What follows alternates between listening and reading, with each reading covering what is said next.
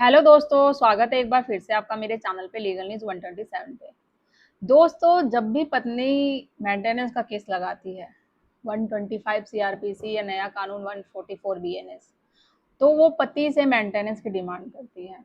अब चाहे वो जॉब कर रही है, जॉब छुपा देती है, अपनी सैलरी छुपाती है, पढ़ी लिखी है, सारी चीजें तो झूठ बोलती है कोर्ट से। इनकम एफिडेविट भी मतलब झूठे, उस पर सारी जो चीजें हैं सब झूठ बताती है। डॉक्यूमेंट्स प्रॉपर ना देना, बैंक एफिड जो स्टेटमेंट है वो सारी चीजें नहीं देनी, अपने आप को बेरोजगार बताना कि मैं जॉब नहीं कर रही है, मैं पढ़ी लिखी नहीं हूँ। तो क्या सिर्फ ऐसा बोलने से कानून उसको मेंटेनेंस दिला देता है कि वो सिर्फ पत्नी है या वो महिला है? तो आज की वीडियो में बात करूंगी कि ऐसे लेटेस्ट जजमेंट के बारे में जो बहुत पतियों को रिलीफ देगा। उन पतियों को जिन पे मेंटेनेंस का केस चल रहा है या जिनको लगता है आने वाले टाइम में मेंटेनेंस लग जाएगा, और जो भी फाइट कर रहे हैं कि मेंटेनेंस हमारा कम हो जाए या पूरी तरीके से बंद हो जाए। क्योंकि देखो, सबसे बड़ा पतियों के लिए यही टास्क होता है। एक तो उन पे पत्नी झूठे केसेस कर दिए और ऊपर से डिमांड करती है मेंटेनेंस की। एक तो झूठे केसों में फंसाना माँ बाप को, फैमिली वालों को पूरी तरीके से, और उन्हीं से पैसे की डिमांड करना।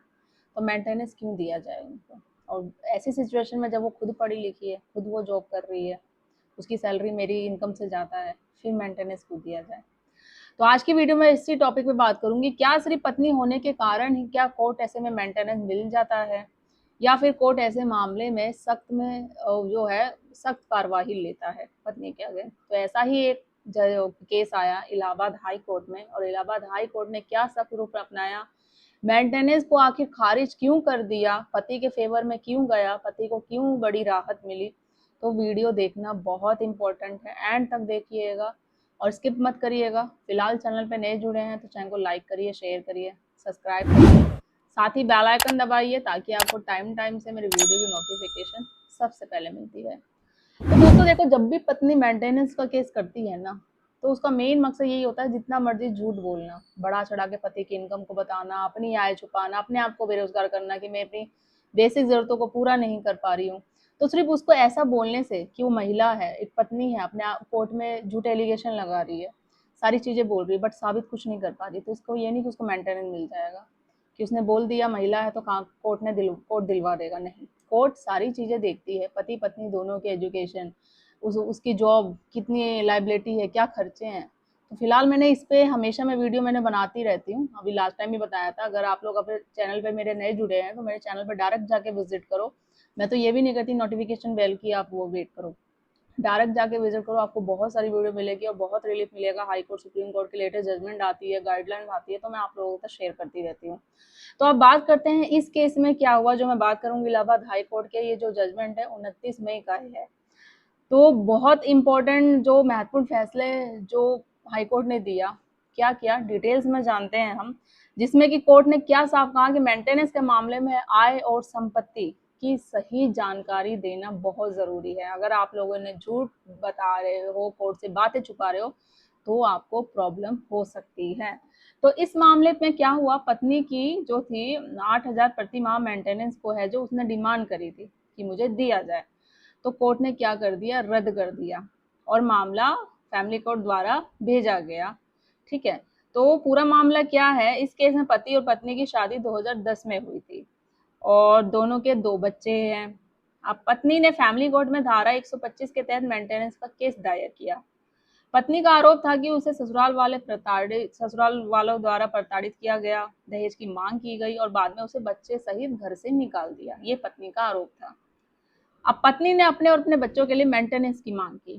फैमिली कोर्ट ने पत्नी को 8,000 प्रति माह और बच्चों को 5,000 प्रति माह मेंटेनेंस देने का आदेश दे दिया। लेकिन यहीं से कहानी में सबसे बड़ा मोड़ आता है। वो क्या, पति ने क्या कहा, पति ने हाईकोर्ट में जाकर पत्नी के कोर्ट को गलत जानकारी दी कि जाकर आगे जाके अप्लाई किया कि ये गलत मेंटेनेंस अप्लाई कर दिया, ऐसा नहीं होना चाहिए था, क्योंकि वो जानता था कि पत्नी जॉब करती है। वो चीजें गलत, जो इनकम एफिडेविट देते हैं, मैं हमेशा कहती हूँ जब भी इनकम एफिडेविट जमा होता है ना, तो आपको जब इनकम एफिडेविट जमा करना होता है पहले आप देख लो पत्नी ने इनकम एफिडेविट जमा किया है या नहीं किया है। नहीं किया तो बोलो कि जब वो जमा करेगी मैं फिर उसके बाद इनकम एफिडेविट जमा करूंगा। और अगर जमा किया है तो उसकी एक सर्टिफाइड कॉपी निकाल के चेक कर लो कि वो सारी डिटेल में क्या सही बोल रही है, क्या झूठ बोल रही है, क्या क्या डॉक्यूमेंट्स उसने लगाए हैं।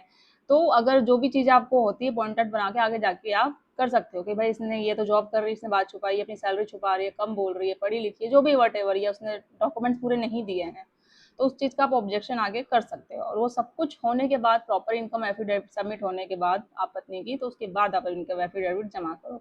अब इसमें यही हुआ कि झूठ छुपाया गया। अब वो क्या, हाँ, पति का कहना था कि फैमिली कोर्ट में एफिडेविट देकर पत्नी ने अपनी आय को जीरो बताया है। यानी उसने कहा कि उसकी कोई आय नहीं है, कोई सैलरी नहीं है, वो जॉब नहीं करती है। लेकिन दूसरी तरफ उसी पत्नी ने हाईकोर्ट में एक मामले के दौरान अपना इनकम टैक्स रिटर्न और नेट वर्थ सर्टिफिकेट दाखिल किया था। अब जब वो जॉब ही नहीं करती, उसकी सैलरी ही जीरो है, वो बता रही है, तो दूसरी तरफ वो इनकम टैक्स की सारी चीजें कैसे भर रही है, इनकम टैक्स का। तो उन दस्तावेज के अनुसार उसकी वार्षिक आय अगर लगभग समझ लो 4.5 लाख से अधिक थी सालाना। तो पति ने कोर्ट में बताया कि पत्नी ने अपनी वास्तविक आय छिपाई रखी है, इसलिए उसे मेंटेनेंस नहीं मिलना चाहिए।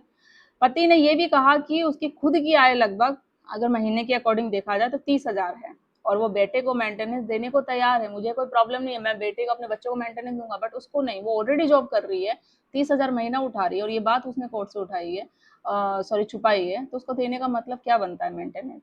लेकिन पत्नी की मेंटेनेंस पर उससे आपत्ति हुई कि हाईकोर्ट ने क्या पाया इसमें, कि हाईकोर्ट ने रिकॉर्ड का अच्छे से विस्तार किया, अध्ययन किया, और कोर्ट ने देखा कि फैमिली कोर्ट में पत्नी ने अपनी आय सच में है जो नील बताई, जीरो बताई, और दूसरी तरफ इनकम टैक्स रिटर्न में क्या हुआ, लाखों रुपए की वो आय दिखाई गई थी उसकी।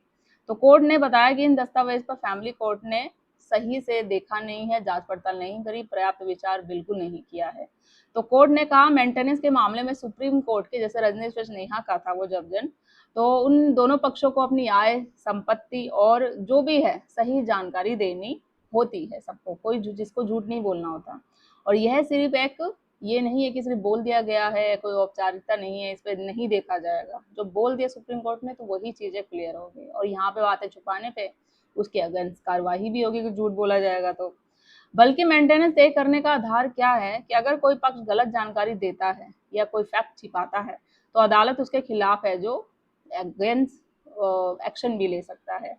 तो हाई कोर्ट ने क्या कहा, फैमिली कोर्ट को पत्नी की वास्तविक जो आय की गहराई से जांच करनी चाहिए थी, लेकिन ऐसा फैमिली कोर्ट ने नहीं किया। इसी वजह से फैमिली कोर्ट का आदेश है जो गलत ठहराया गया। अब क्या नौकरी या आय होने पर मेंटेनेंस नहीं मिलेगी, ये सवाल आता है। यहाँ एक बहुत महत्वपूर्ण बात आप लोगों को समझनी बहुत जरूरी है। वो क्या कि हाईकोर्ट ने ये नहीं कहा कि जिस पत्नी की आय है तो उसे कभी मेंटेनेंस नहीं मिलेगा। वो सिचुएशन, वो क्राइटेरिया, वो परिस्थिति है जो अलग होती है। कोर्ट ने साफ कहा केवल कुछ आय होना ही मेंटेनेंस से वंचित करने का आधार नहीं है। यदि पत्नी की आय इतनी कम है कि वो अपने जीवन, जो उसकी बेसिक जरूरतों को है, वो जॉब कर रही है बट उसकी सैलरी इतनी कम है कि अपनी बेसिक जरूरतों को पूरा नहीं कर पा रही है, और वो मेंटेनेंस केस करती है तो उसको मिलेगा। बट वो पत्नी जो अच्छी खासी सैलरी है, अपनी बेसिक जरूरतों को पूरा कर पा रही है, मतलब यहाँ तक अपनी लाइफ को अच्छे से मेंटेन कर पा रही है, तो उसको मेंटेनेंस की क्या जरूरत है। तो वो सारी सिचुएशन ये दोनों अलग अलग होती है। तो इसी के लिए सबसे पहले वास्तविक आय का सही खुलासा होना बहुत जरूरी है, यानी कोर्ट को सच बताना बहुत जरूरी है। झूठ बोलकर आय छिपाना मेंटेनेंस नहीं लिया जा सकता है। और तो फाइनली डिसीजन ये आया, हाईकोर्ट ने बच्चे की है जो मेंटेनेंस वो 5,000 महीना रखी, उसको कंटिन्यू रखा। और और बच्चे का मेंटेनेंस पिता की तो जिम्मेदारी है, वो पिता मुकर भी नहीं रहा था, वो तो कह रहा था मैं बच्चे की जिम्मेदारी दूंगा, लेकिन पत्नी की 8,000 जो प्रति माह मेंटेनेंस को है, क्या कोर्ट, हाई कोर्ट ने रद्द कर दिया पूरी तरीके से। साथ ही मामला फैमिली कोर्ट को वापस भेज दिया। अब फैमिली कोर्ट पत्नी की वास्तविक आय, संपत्ति, सभी दस्तावेज की जांच करके जो है नया फैसला देगी। तो महत्वपूर्ण जो सबसे इंपॉर्टेंट है, जो कानूनी सीख क्या है इसमें, कि इस फैसले से 3 सबसे बड़ी सीख मिलती है। वो क्या, पहला, मेंटेनेंस के मामले में सही एफिडेविट देना बहुत जरूरी है। दूसरा, income tax return, bank statement और फाइनेंशियल डॉक्यूमेंट छिपाना आप लोगों को भारी पड़ सकता है। यदि किसी पक्ष ने गलत जानकारी दी है, थर्ड, तो अदालत उसके खिलाफ सख्त रूप भी अपना सकता है। इसलिए चाहे पति हो या पत्नी, कोर्ट में हमेशा सही और पूरी जानकारी देना बहुत जरूरी है। तो आपको ये फैसला कैसा लगा, कमेंट में करके जरूर बताइएगा। और क्या मेंटेनेंस मामलों में गलत एफिडेविट देने वालों पे एक्शन भी होना चाहिए, वो भी जरूर बताइएगा। अपनी राय कमेंट में दीजिए, वीडियो को लाइक करिए, शेयर करिए। या आप जजमेंट लेना चाहते हैं मुझे कमेंट कर दीजिएगा, मैं आपको प्रोवाइड कर दूंगी। और ज़्यादा लो तो शेयर करिए। जल्दी मिलूंगी अपनी नेक्स्ट वीडियो में, तब तक के लिए